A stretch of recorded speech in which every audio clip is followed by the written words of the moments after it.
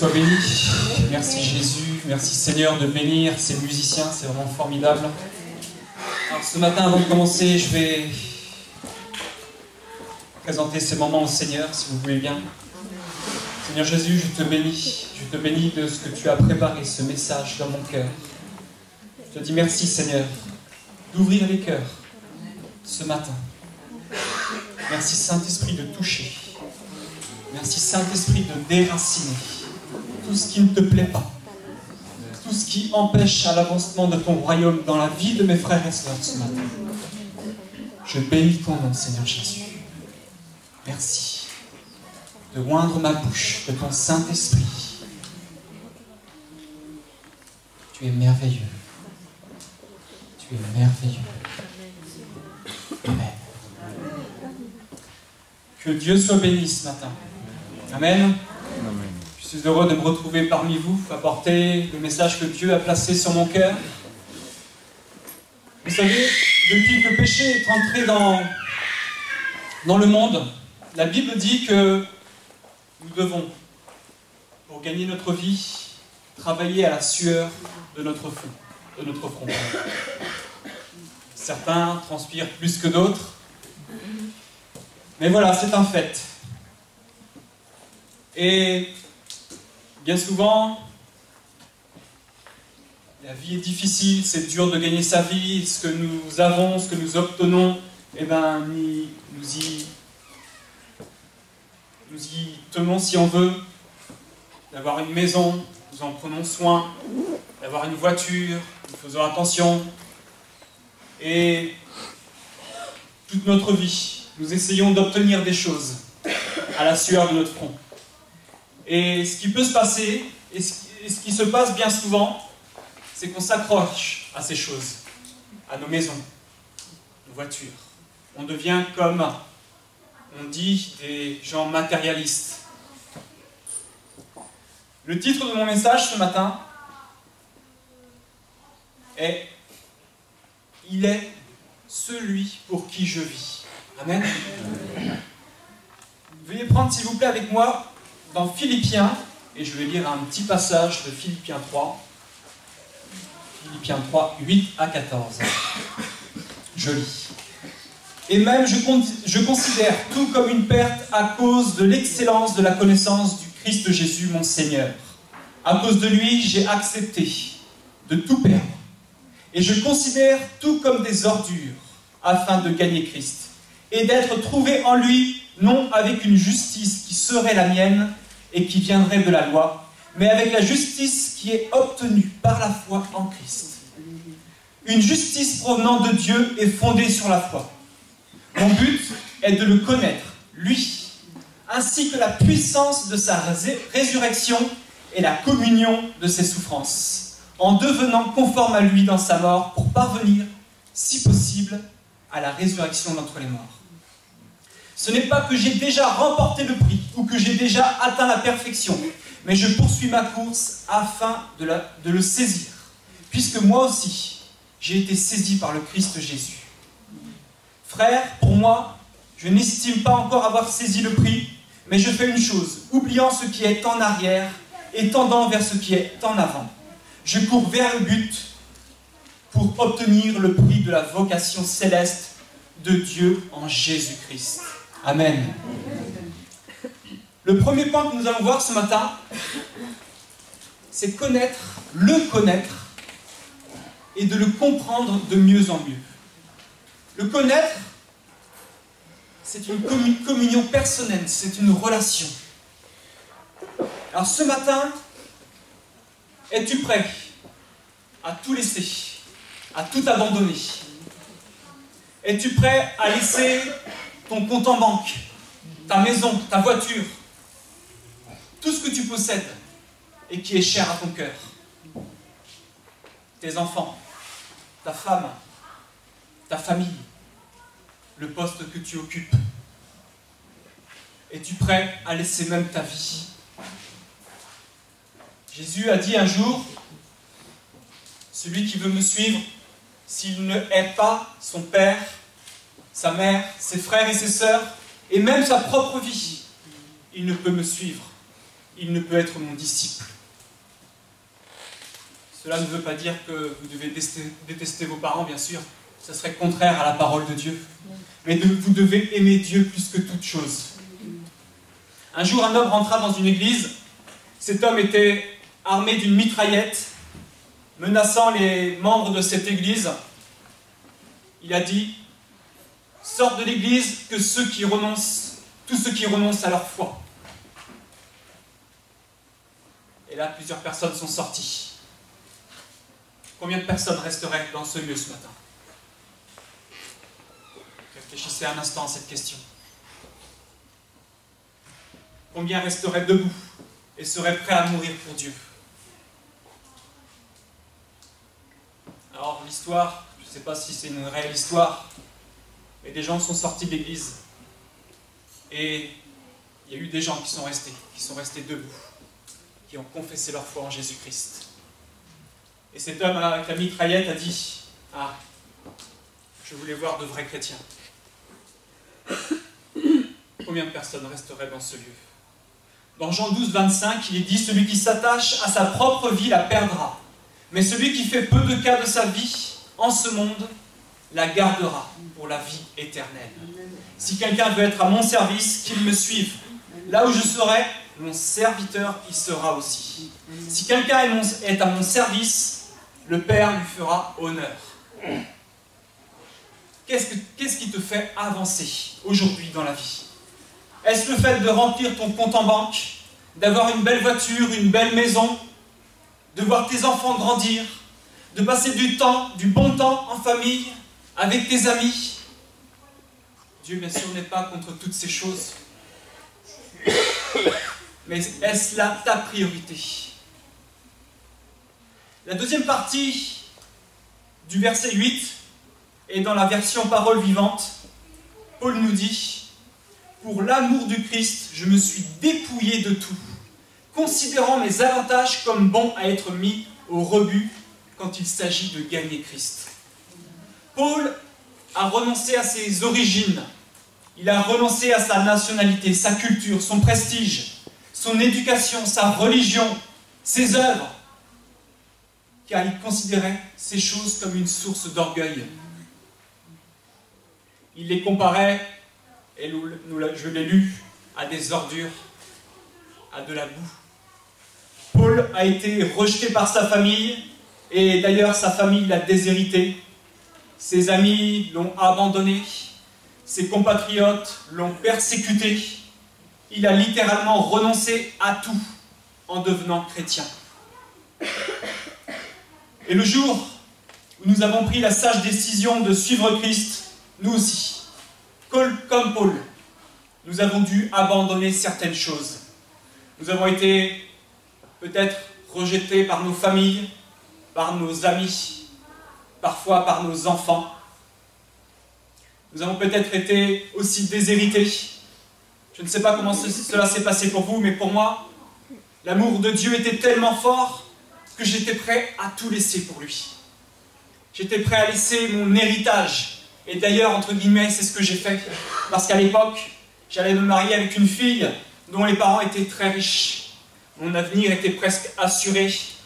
Tous les hivers, j'allais au ski, alors que je n'avais jamais connu ça durant mon enfance.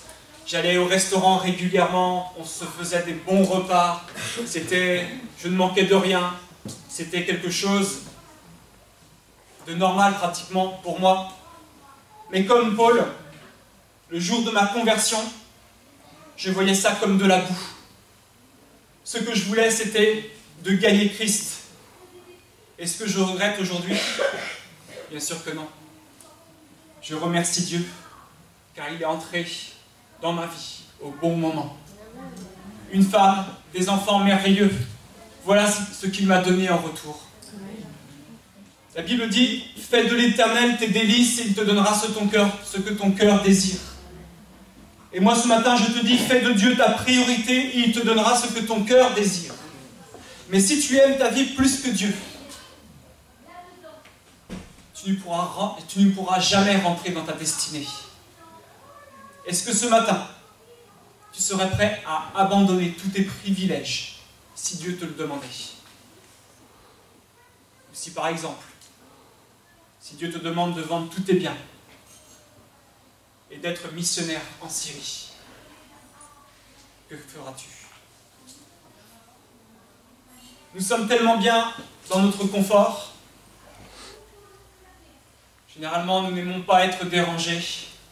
La vie d'un chrétien ne devrait pas se résumer à aller au travail pour gagner honnêtement sa vie, passer du bon temps, prier, venir à l'église le dimanche, donner sa dîme, etc. Non, Dieu souhaite que tu sortes ce matin de ton confort. Un jour à Cérazé, Paul était réuni avec quelques chrétiens et un prophète du nom d'Agabus déclara, inspiré par le Saint-Esprit, « L'homme à qui appartient cette ceinture sera ligoté ainsi par les Juifs à Jérusalem, puis ils le livreront entre les mains des étrangers. » Alors les chrétiens de Cérazé et les hommes qui accompagnaient Paul supplient à Paul de ne pas monter à Jérusalem. Paul a eu le cœur brisé, voyant leurs sanglots. À ce moment même, Paul a dit, « Je suis prêt, non seulement à être emprisonné, mais à mourir pour Christ s'il le fallait. » Alors, pourquoi Paul était prêt à mourir pour Christ? À cause de cette relation qu'il avait avec Jésus. Paul était un homme rempli du Saint-Esprit.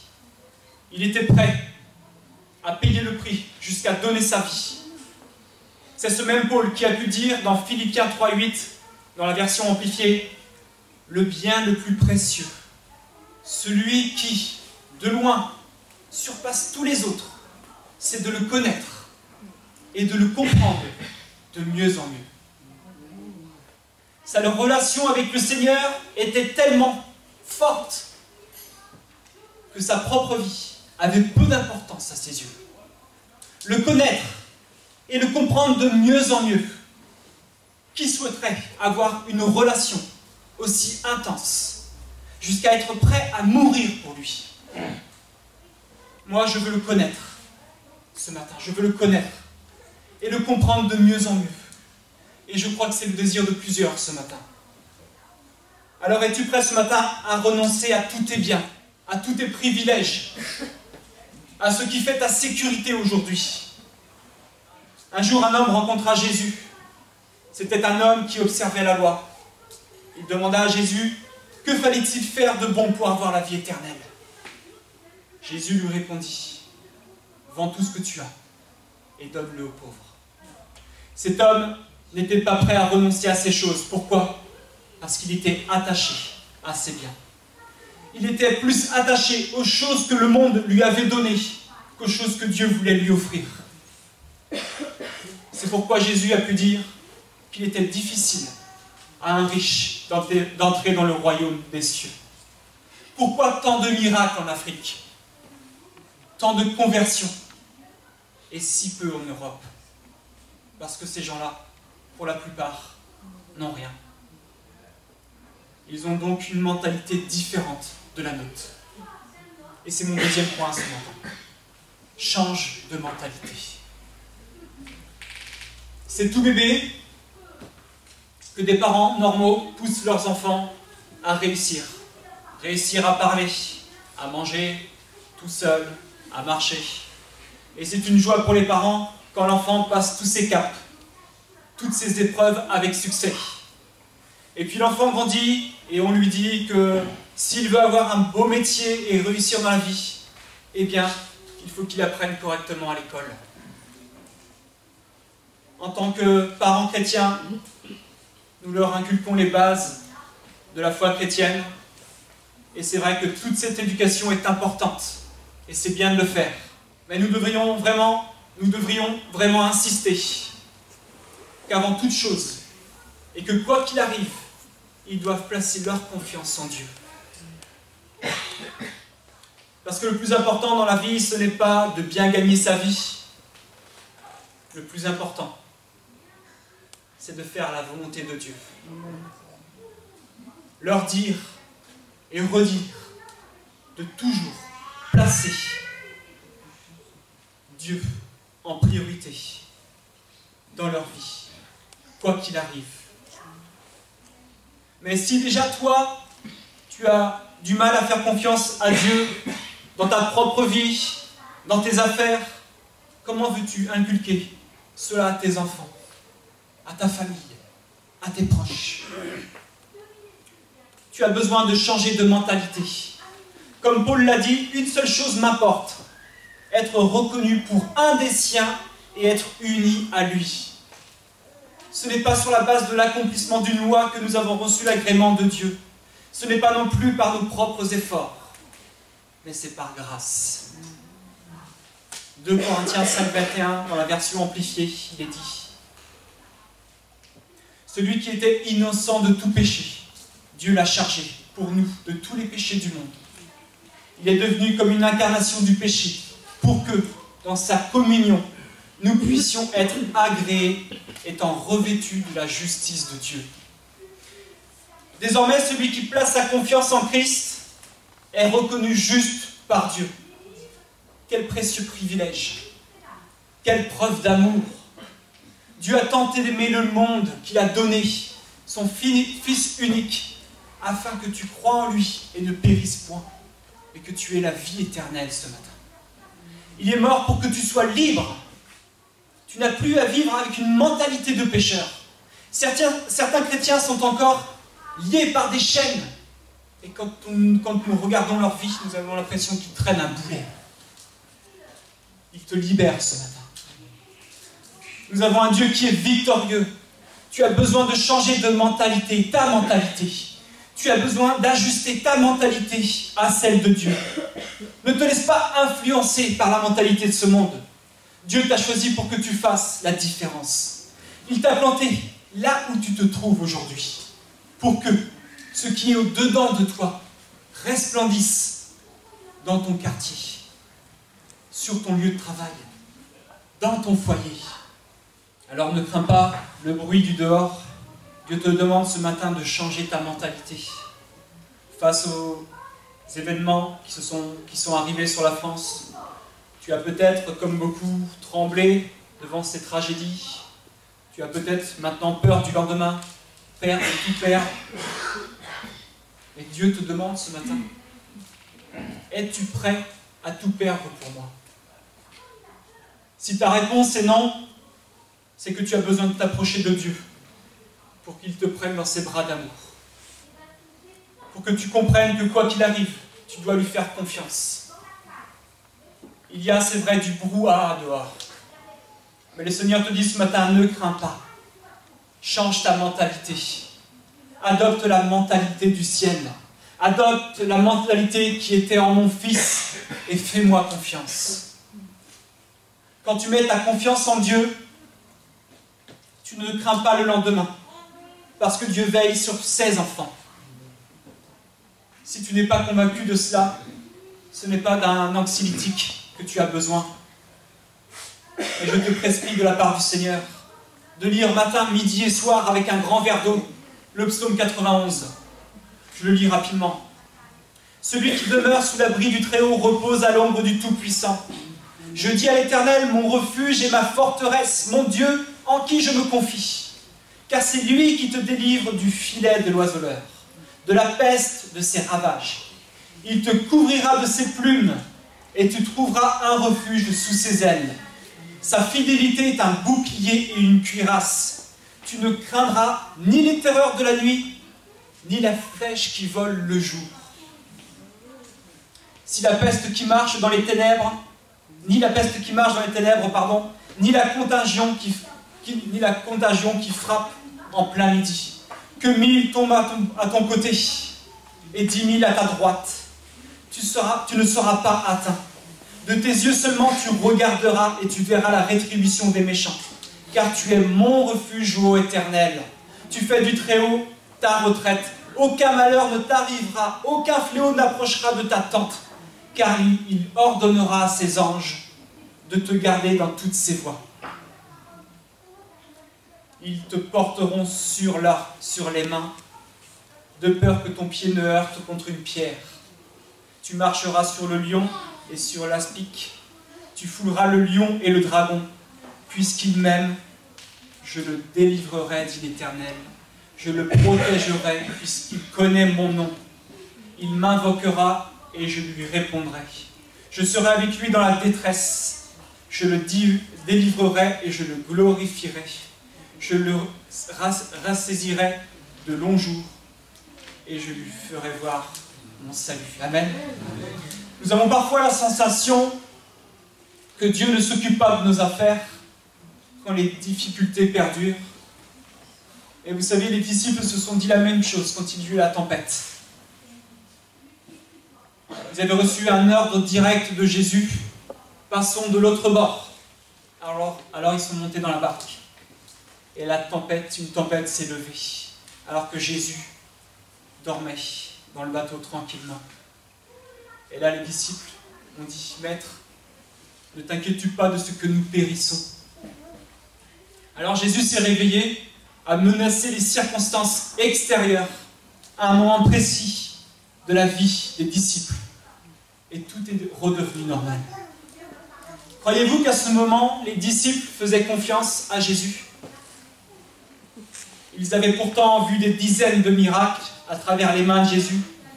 Et certainement que toi aussi, tu as pu voir déjà la main de Dieu intervenir dans ta vie. Il a très certainement répondu à plusieurs de tes prières. Alors pourquoi ne lui fais-tu pas confiance une bonne fois pour toutes? La réponse de Jésus a été, mais pourquoi avez-vous ainsi peur? Comment n'avez-vous point de foi? Pourquoi as-tu peur de la situation dans laquelle tu te trouves? N'as-tu pas de foi ce matin? Tu me diras peut-être, oui, mais Anthony, la différence, c'est que si j'avais été avec Jésus dans la barque, je n'aurais pas eu peur de la tempête parce que Jésus était présent à côté de moi. Mais ne sais-tu pas que le jour où tu as fait de Jésus ton sauveur personnel, il vit en toi à travers le Saint-Esprit. Ce qu'il te manque, c'est peut-être la foi. Et ce que tu demandes à Dieu, c'est d'augmenter ta foi. Mais la Bible nous dit d'avoir la foi. Et comment peux-tu augmenter la foi? Comment peux-tu augmenter ta foi? Eh bien, il est écrit, ainsi la foi vient de ce qu'on entend. Et ce qu'on entend vient de la parole de Christ. Tu veux augmenter ta foi? Eh bien, passe du temps à méditer la parole. Passe du temps à sonder et à comprendre les Écritures. Et le Saint-Esprit t'éclairera au temps voulu. Méditer la parole doit être ton style de vie. C'est comme cela tu augmenteras ta foi. Trouvez des traductions que vous aimez. Moi, j'aime bien prendre la transcription dynamique et je la compare avec ma version Louis II. Et je m'aide aussi de commentaires bibliques. Il y a toujours plein de choses à prendre. Vous savez, il ne faut pas avoir peur de dépenser pour les choses de Dieu. Et là, c'est une parenthèse que je fais. Je suis si souvent attristé de voir le peu d'achats qui est fait dans les librairies chrétiennes. Si peu de gens achètent de films chrétiens, du coup nous les avons en sous-titrés. Si peu d'achats de louanges, si peu d'achats de livres. Alors que nous sommes toujours prêts à acheter le dernier film qui vient de sortir, le dernier jeu qui vient d'arriver. Alors tu dois méditer la parole, t'équiper, acheter ce qu'il faut. Bien sûr, la parole est suffisante. Et nous avons besoin, parfois pour booster notre foi, de livres d'hommes de Dieu.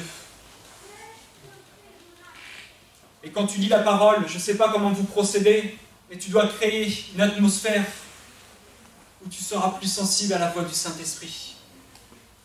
Moi, j'aime bien écouter de la musique chrétienne, une musique douce. Je suis dans un coin tranquille. Les enfants ne peuvent pas venir m'embêter. Et quand je suis dans mon bureau, ma femme sait qu'il ne faut pas me déranger. Elle sait que je passe un instant avec mon Père. Il faut te créer une atmosphère où tu attireras la présence de Dieu. Et comme Paul, tu pourras dire, je veux vivre comme Jésus a vécu. Paul était prêt à suivre Jésus-Christ dans ses souffrances, mais bien plus dans sa mort et sa résurrection. Et c'était son désir. Nous l'avons lu au verset 10, et je le relis.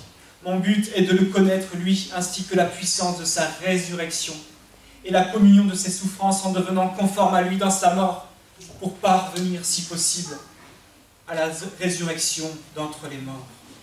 Paul voulait et a expérimenté la puissance émanant de sa résurrection. Le diable a voulu garder le corps de Jésus dans le tombeau. Mais c'est la toute-puissance de Dieu qui a vaincu cette armée infernale en ressuscitant Jésus d'entre les morts le 3e jour. Cette même puissance est à ta disposition ce matin. Mais tu dois te l'approprier par la foi. Si nous regardons de plus près ce verset, nous apercevons que la puissance de la résurrection a été placée avant la communion de ses souffrances. Alors que c'est l'inverse. Il a d'abord souffert et après, il est ressuscité. Alors pourquoi? Parce que la puissance divine est nécessaire pour souffrir au service de Christ. Cette puissance divine nous est transmise à travers le Saint-Esprit. Et dans ces temps de la fin, nous avons besoin plus que jamais de cette puissance divine pour supporter ce qui arrive à grands pas. Et à travers le Saint-Esprit, et c'est à travers le Saint-Esprit qu'elle nous est transmise. Mais peut-être que tu t'es assoupi. Ton travail, ta maison, tes diverses occupations te prennent tout ton temps. Petit à petit, ta lampe se vide. Pour d'autres, il y a bien longtemps que vous n'avez plus d'huile. La flamme s'est éteinte. Ce matin, c'est le moment de les remplir à nouveau. C'est le moment de replacer tes priorités. Tu t'es laissé déborder par diverses activités que tu n'as même plus le temps de consacrer quelques instants à Dieu. Mais si tu n'es plus sensible à savoir, comment va-t-il faire pour te prévenir du danger? Adopte l'attitude que Paul avait. Son but était de le connaître. Dans une autre traduction, il est dit « Mais croire en Christ, lui faire confiance, c'est faire plus intime connaissance avec lui. » Le connaître, cela implique une relation personnelle de communion avec Dieu. Est-ce ton but ce matin?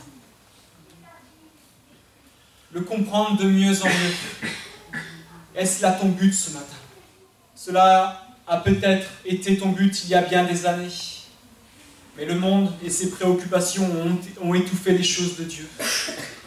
Tu es devenu matérialiste. Ou peut-être que tu cours tellement toute la journée que tu t'es épuisé et que tu es épuisé. Il est temps de remettre les choses par ordre de priorité et de te laisser saisir par Jésus-Christ, de te laisser toucher par le Saint-Esprit. Aujourd'hui, les catholiques fêtent la conversion de Paul, et c'est tout à fait par hasard que j'ai vu ça. Au verset 12, à la fin du verset 12, Paul en fait mention en disant « N'est-ce pas pour cela que Jésus-Christ s'est saisi de moi? Ce n'est pas que j'ai déjà remporté le prix ou que j'ai déjà atteint la perfection, mais je poursuis ma course afin de le saisir, puisque moi aussi, j'ai été saisi par le Christ Jésus. » Mon troisième point ce matin, atteindre la perfection. Paul était conscient de l'impossibilité de vivre une vie sans péché dans son corps mortel. Mais c'est de cette rencontre sur le chemin de Damas qui changea sa vie à jamais. C'est depuis ce jour inoubliable que Paul persévéra, afin que le but dans lequel Christ l'a sauvé se réalise en lui. Je crois que par la vie de Paul, Dieu souhaite nous montrer ce que Christ peut faire dans la vie d'un homme. Certes, l'apôtre n'était pas arrivé à la stature de Christ, mais le processus était en cours. Et Paul veilla à ce que ce travail de la grâce de Dieu se poursuive et s'approfondisse de jour en jour. Paul ne restait pas à se morfondre sur ses manquements, sur ses difficultés, sur la dureté de la vie, sur ses échecs, sur ses péchés. Il ne se contentait pas non plus de ses victoires, mais il cherchait toujours à atteindre la perfection. Il n'avait qu'un seul objectif, qu'un seul but, qu'une seule ambition: le connaître et le comprendre de mieux en mieux.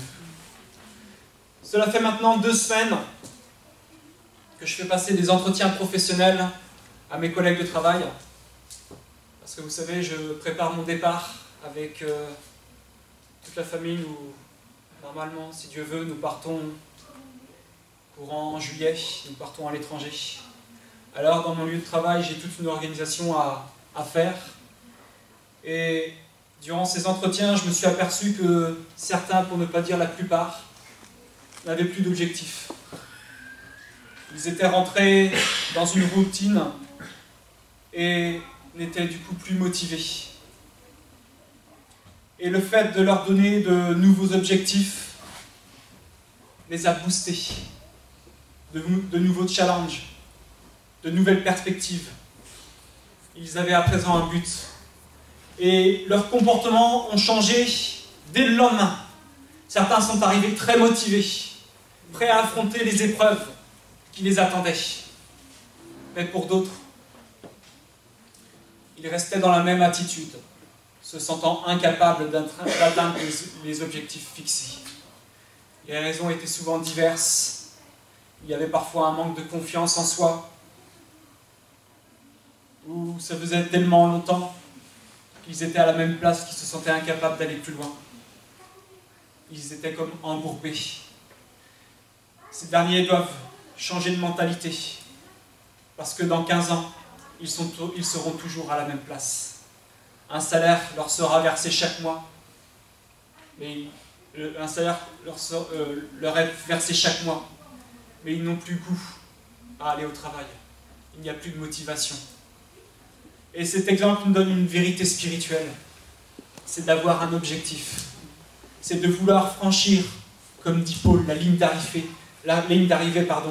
afin d'obtenir la couronne de justice. Comme Paul a pu le dire, c'est de courir vers le but pour obtenir le prix de la vocation céleste de Dieu en Jésus-Christ. Mais pour cela, tu dois avoir de l'ambition. Tu dois être rempli de zèle pour ton Dieu. Amen. Peut-être que ce matin, tu te dis que tu n'arriveras jamais à vivre comme Jésus l'a fait. Parce que Jésus détenait une puissance. Mais ce que tu oublies, mon ami, c'est que la Bible dit que Jésus se dépouilla volontairement de tous ses privilèges pour vivre non en tant que Dieu, mais en tant que simple homme. Il n'avait en lui aucun pouvoir surnaturel. Il n'avait pas la capacité d'accomplir des miracles jusqu'au moment où il fut oint du Saint-Esprit. Et lorsqu'il fut rempli du Saint-Esprit, c'est là qu'il fit des prodiges et des miracles. Non, ce n'est pas par sa propre puissance, mais par celle de son Père. Il est rapporté dans Jean 14,10, le Père qui demeure en moi, c'est lui qui fait les œuvres. Quand il priait, il le faisait non comme une personne divine qui détient l'autorité, mais comme un homme qui marchait avec Dieu dans l'obéissance. Il est dit que ses prières ne furent pas exaucées à cause de sa divinité, mais à cause de son grand respect envers Dieu. Saisis ces vérités ce matin. Tu as, en tant qu'enfant de Dieu, né de nouveau et rempli du même Saint-Esprit, la possibilité de vivre comme il a vécu sur la terre. Et c'est ce qu'il attend de toi. Il nous a ordonné et rendu capables d'avoir une vie libre du péché, de vivre en communion avec le Père, d'annoncer la bonne nouvelle, de guérir les malades, de ressusciter les morts, de chasser les démons et de faire des nations des disciples. Oh Jésus.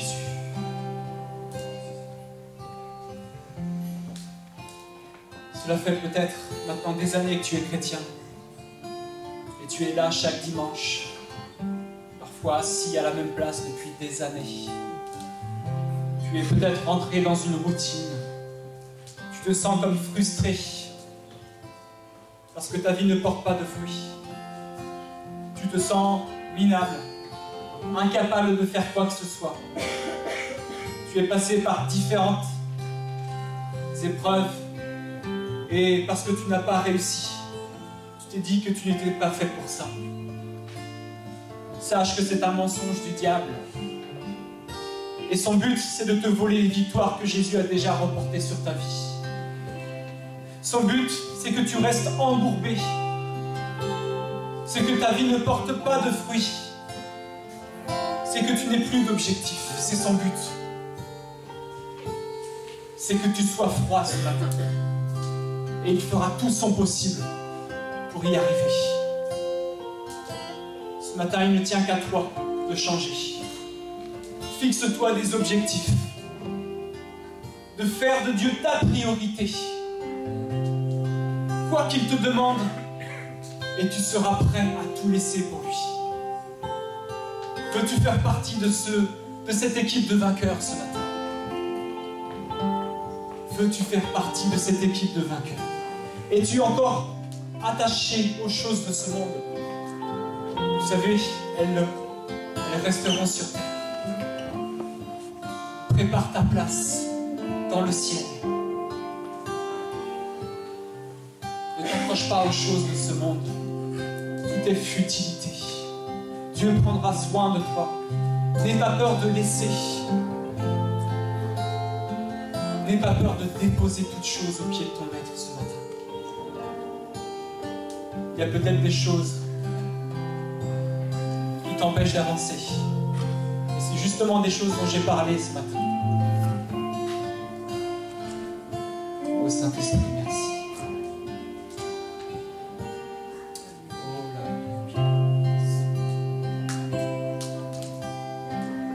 Oh, je te loue, Jésus. Oh, je veux être sensible à ton Saint-Esprit ce matin. Je crois que Dieu a quelque chose pour vous ce matin. Et qu'il désire toucher plusieurs ce matin. Il souhaite déverser son amour à travers le Saint-Esprit dans ta vie, dans les circonstances de ta vie. Il souhaite te relever.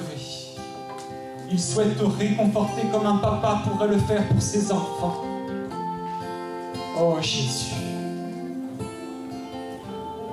Si ce matin, tu sens que tu dois te réengager avec le Seigneur, que tu sais que pertinemment des choses t'ont pris cette présence, trop de temps perdu, trop de futilité, tu cours sans arrêt à droite et à gauche, tu ne passes pas assez de temps avec ton Dieu.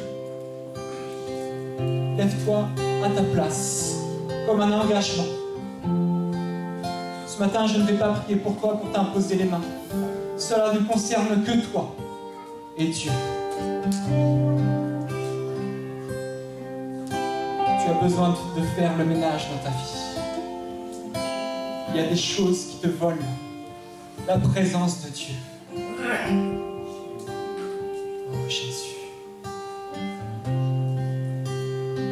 Tu peux te lever à ta place comme un engagement. Comme pour dire oui. Oui Seigneur, je suis prêt à tout te donner. Ce n'est pas une décision facile.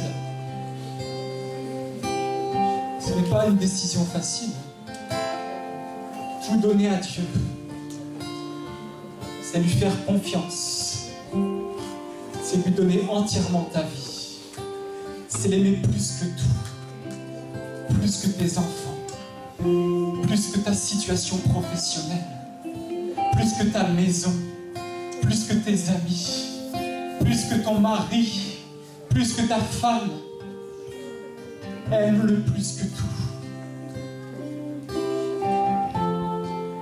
Et il te donnera ce que ton cœur désire.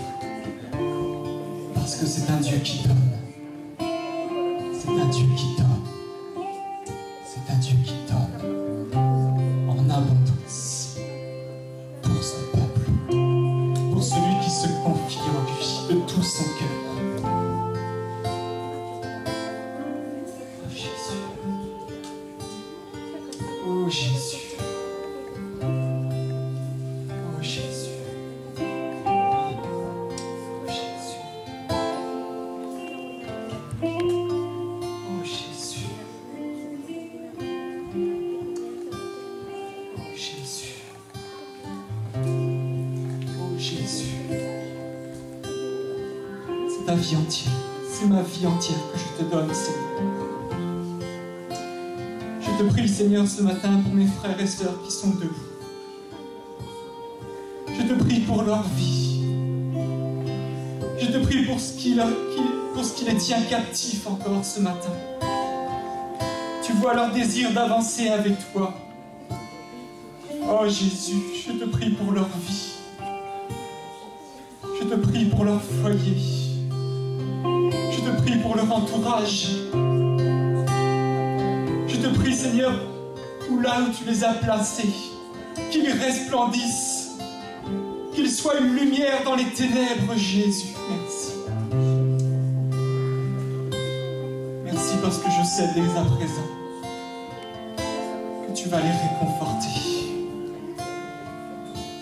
Oh, je sais qu'ils peuvent s'attendre au Saint-Esprit dans leur questionnement. Merci Saint-Esprit de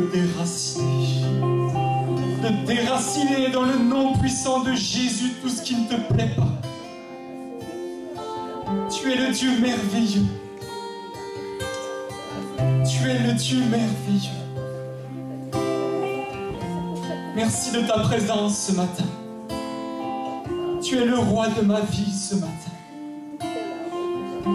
Je désire, Seigneur, consacrer du temps pour toi. Tant de futilité. Oh Jésus, à regarder la télévision, à passer du temps futile, des choses qui ne servent à rien. Je veux plus de toi ce matin, Seigneur. Et je crie à toi pour mes frères et sœurs et pour moi-même. Plus de toi, plus de ta présence pour toucher le monde, pour te toucher, pour te connaître et te comprendre de mieux en mieux.